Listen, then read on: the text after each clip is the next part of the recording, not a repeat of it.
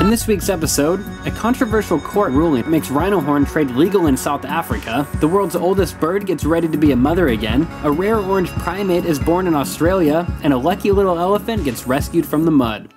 Starting off in South Africa, where local rhino breeders have won a battle to overturn the moratorium on domestic trade in rhino horn.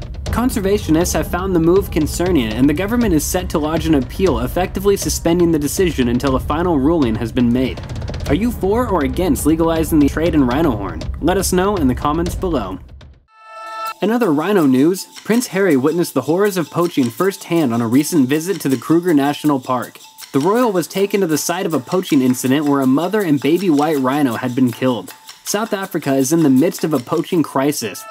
Off to the US, where the world's oldest bird is ready to have yet another baby. Wisdom the albatross boggled the mind of bird scientists this weekend by returning to her nesting grounds at the ripe old age of 64. Albatrosses are only expected to live little more than half as long as this elderly lady.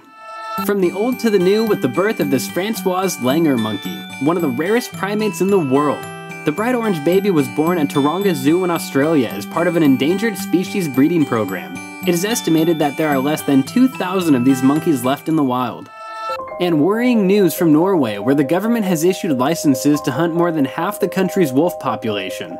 This year, over 11,000 people signed up for licenses to kill 16 of the remaining wolves. The animals were nearly wiped out in the last century, but were restored in the 1970s after they gained protected status.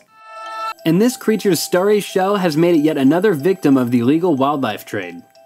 The first study of its kind in over a decade revealed that 55,000 Indian star tortoises were poached from one site alone. The reptile's striking shell pattern makes them desirable as pets, and their status as spiritual symbols means that they are often taken from the wild. The situation is alarming, and confiscated animals are found in appalling conditions.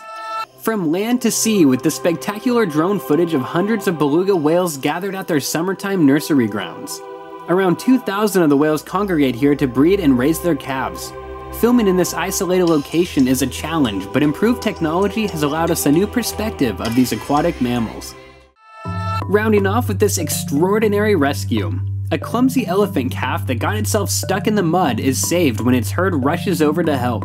Filmed in South Africa's Kruger National Park, the video is proof of the strong family bonds that exist within elephant society.